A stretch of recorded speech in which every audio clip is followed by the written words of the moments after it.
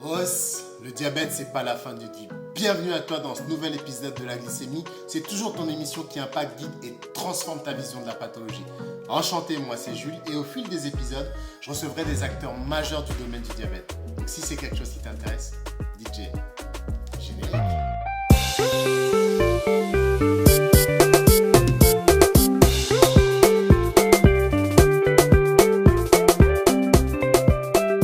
Bonjour et bienvenue dans ce nouvel épisode de la glycémie. Nouvel épisode où aujourd'hui j'ai le plaisir de recevoir un médecin qui va nous élaborer un petit peu certaines choses sur le diabète, mais pas que, sur tout ce monde-là. Docteur Kay, bonjour. Bonjour Jules, Comment allez-vous, docteur? très bien, ça va, je suis au travail et j'ai un petit peu de temps pour qu'on puisse échanger tous les deux. Merci pour l'invitation. Docteur, est-ce que vous pouvez un petit peu vous présenter, nous dire qui vous êtes, docteur? Parce que je vous ai contacté sur LinkedIn et vous Mhm. m'avez dit pourquoi moi? Et j'ai trouvé cette question assez pertinente et notre audience va comprendre pourquoi vous. D'accord. Alors, je suis praticien hospitalier, je travaille aujourd'hui à l'hôpital civil de Colmar, au centre nutritionnel. J'ai une formation de médecin généraliste, nutritionniste. J'ai fait un diplôme universitaire de nutrition sur 2 ans en 2003-2004, un diplôme aussi de médecine de l'obésité en 2008. Et je n'ai pratiqué que dans un milieu spécialisé, orienté vers la nutrition, pendant une quinzaine d'années, dans un service en Lorraine, à Bar-le-Duc, pour uniquement des activités de diabétologie, avec un peu une activité accessoire autour de l'obésité. Et depuis 2019, donc, je suis arrivé à Colmar, où j'ai une mission centrée sur l'obésité, et aussi forcément un peu sur le diabète, puisque obésité et diabète sont très souvent associés, comme vous le savez. Je vais commencer par ma première question. On va rentrer directement dans le vif du sujet. Aujourd'hui, par rapport au diabète et à l'obésité, quel est l'impact vraiment de l'obésité? Est-ce que l'obésité est un tel facteur de risque ou c'est moins que ce qu'on peut croire, docteur? Oui, réellement, il y a une association forte entre obésité et diabète. On parle beaucoup de l'augmentation de la prévalence du diabète et puis on lie vraiment cette augmentation à la prévalence de l'obésité. Sur les études récentes de population, on a une prévalence en France de l'obésité qui est autour de 17% et associée au surpoids, on arrive quasiment à une personne sur deux. Et comme le diabète est fortement associé, notamment le diabète de type 2, à l'obésité, avec cette épidémie dite d'obésité, on a forcément une augmentation aussi de la prévalence du diabète. Donc l'obésité est un facteur de risque de plusieurs, pathologies. C'est une maladie en soi, mais c'est aussi un facteur de risque, y compris du diabète et notamment, en particulier, du diabète de type 2. On entend souvent le mot prévalence. Juste un petit zoom sur ce qu'est vraiment la prévalence. Qu'est-ce que ça signifie, docteur, une prévalence? Alors, la prévalence, c'est au sein d'une population, le nombre de personnes qui vont être à risque d'avoir, là, en l'occurrence, la prévalence du diabète, d'avoir du diabète. Donc, c'est une sorte de pourcentage, si vous voulez, D'accord. euh, parmi la population.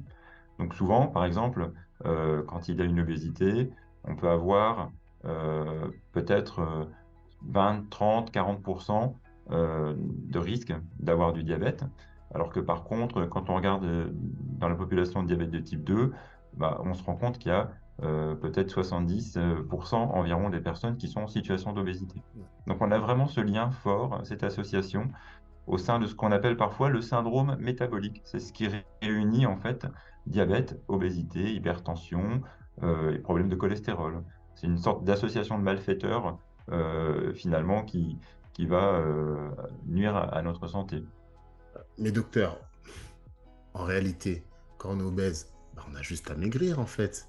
C'est aussi simple que ça. Pourquoi les gens qui sont obèses, entre guillemets, ils n'arrivent pas à maigrir? Pourquoi dans la croyance de tout le monde, on se dit ça, on se dit, bah, t'es obèse, bah, t'as qu'à maigrir. Alors, déjà, le premier constat, c'est si c'était si simple, je crois que tout le monde serait mince.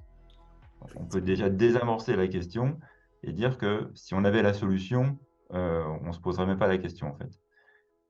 Mais c'est vrai que on a un courant de pensée aujourd'hui dans la société qui est très fort et partagé par, tout le monde, y compris les professionnels de santé, où on imagine que la corpulence, le surpoids, c'est uniquement corrélé ou associé ou causé par l'alimentation. Là, on a un raccourci qui est énorme. Malgré tout, c'est ce qu'on pense depuis très longtemps.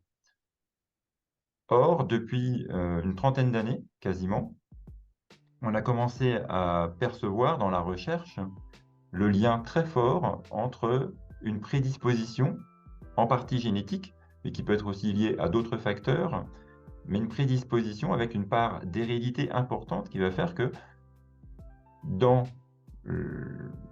l'apparition d'un surpoids ou d'une obésité, finalement, il y a une part de programmation, un peu de fatalité ou de devenir défini dans le capital, par exemple, génétique à la naissance. Et ce qu'on comprend, c'est que même s'il y a une prédisposition génétique importante, il y a aussi un lien environnemental fort déclencheur. On parle de déterminisme génétique et environnemental. Mais c'est ce qui fait que quand l'obésité est installée, finalement, eh bien, c'est pas aussi évident de s'en débarrasser. Parce que, finalement, l'obésité, c'est quoi? C'est un excès de masse grasse, mais la masse grasse, c'est quoi? C'est de l'énergie. Notre corps, il a besoin d'énergie pour survivre. On n'a pas le choix. Il nous faut de l'énergie pour tenir jusqu'à demain. Ou alors, on a plusieurs choix dans le vivant. Dans le vivant, pour que la vie se perpétue, on peut soit se reproduire, ou comme des bactéries qui vont se diviser du jour au lendemain, et donc ça perpétue la vie, soit avoir de l'énergie pour tenir jusqu'à demain.